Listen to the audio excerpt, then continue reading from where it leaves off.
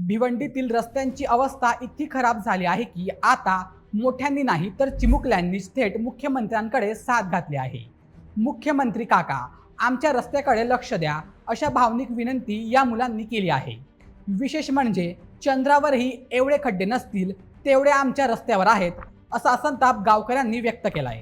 भिवंडीतील टेंभली खारबाव रस्त्यावर ठिकठिकाणी मोठे आणि खोल खड्डे पडले आहेत। अनेक ठिकाणी रस्ता अक्षरशः खचला आहे। पावसामुळे या खड्ड्यांमध्ये पाणी साचत असल्याने त्यांची खोलीही लक्षात येत नाही। त्यामुळे वाहन चालकांना या रस्त्यावरून प्रवास करताना मोठी कसरत करावी लागत आहे। स्थानिक नागरिकांच्या म्हणण्यानुसार या रस्त्यावर वारंवार अपघातही होत आहेत। पण या सगळ्याचा सर्वाधिक त्रास होतोय तो शाळेत जाणाऱ्या चिमुकल्यांना। खड्ड्यांमध्ये साचलेलं पाणी आणि चिखल वाहनांमधून उडून त्यांच्या अंगावर पडतो। शाळेचा गणवेश खराब होतो आणि अनेकदा खड्ड्यांमुळे शाळेत पोहोचायलाही उशीर होतो। त्यामुळे या मुलांनी थेट मुख्यमंत्री देवेंद्र फडणवीस यांना रस्ता लवकर दुरुस्त करा अशी विनंती केली आहे। हा रस्ता केवळ एका गावापुरता मर्यादित नाही।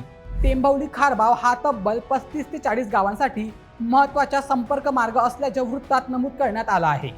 त्यामुळे रस्त्याची दुरवस्था झाल्याने विद्यार्थ्यांसोबतच व्यापारी, शेतकरी, रुग्ण आणि दररोज प्रवास करणाऱ्या नागरिकांनाही मोठ्या अडचणींचा सामना करावा लागत आहे। रुग्णांना रुग्णालयात नेणं असो किंवा शेतमालाची वाहतूक, खराब रस्त्यामुळे प्रत्येक कामात अडथळे येत आहेत। या परिस्थितीमुळे गावकऱ्यांनी प्रश्न उपस्थित केला की या रस्त्याच्या दुरावस्थेला नक्की कोण जबाबदार आहे? प्रशासनाचे लक्ष या रस्त्याकडे कधी जाणार? आणि सर्वात महत्त्वाचे म्हणजे चिमुकल्यांची ही हाक मुख्यमंत्र्यांपर्यंत पोहोचल्यानंतर आता रस्त्याचे काम कधी सुरू होणार? कारण रस्ता हा केवळ डांबर आणि खड्ड्यांचा विषय नाही, तर तो रोज शाळेत जाणाऱ्या मुलांच्या, रुग्णांच्या, शेतकऱ्यांच्या आणि हजारो नागरिकांच्या सुरक्षित प्रवासाचा प्रश्न आहे।